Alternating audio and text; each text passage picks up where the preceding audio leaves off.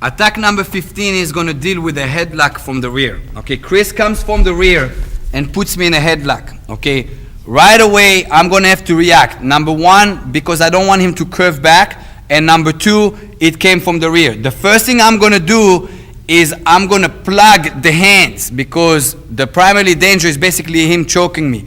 I'm going to plug. Now I'm going to have to lower my base so I stay in balance. If I don't lower my base, I'm not going to be in balance and he's going to be in charge. Now watch here. Again, as soon as I feel him, anybody putting a hand across your neck from the rear means business. You're going to have to react right away and plug it right here and lowering your base. From here, watch what I'm doing. This is a big misconception in other systems that people have to throw. I don't have to throw him. I'm going to have to basically outbalance him. What I'm doing now is I'm going to lean forward. When I lean forward, if you pay attention to Chris' feet, he gets on his tip of his toes.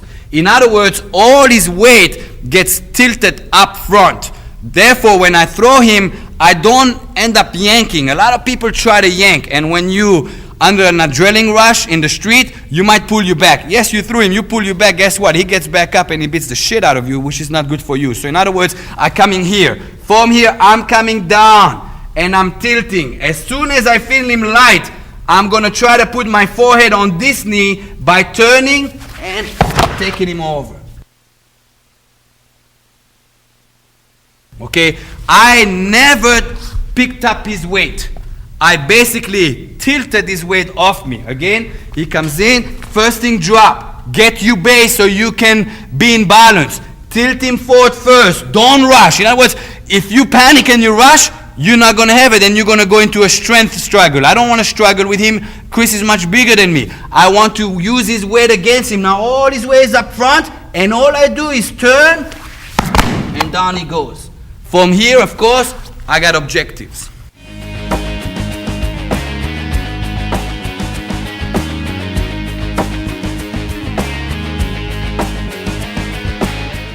It's important after you took down your opponent to actually contain him. Don't throw him or don't toss him away. In other words, he connected with you, he engaged. That should be good for you because automatically as you have an engagement, you can contain him. In other words, when Chris puts his hand around me and I drop my base and I throw him, I'm going to keep holding this hand. In other words, I tilt him so it's not heavy coming down. From here, I can drop this knee. I can drop this knee for 8 seconds. He'll fall asleep sooner or later. I can go into arm bars. I can go into breaking. I can start hitting. I can terminate him. It is important that you don't get in the mode of throwing somebody, because what will happen is he came attacked you from the rear and he gave you a gift by giving his hand. You said, I don't want your gift. You insult him. Don't insult your opponent, demolish him.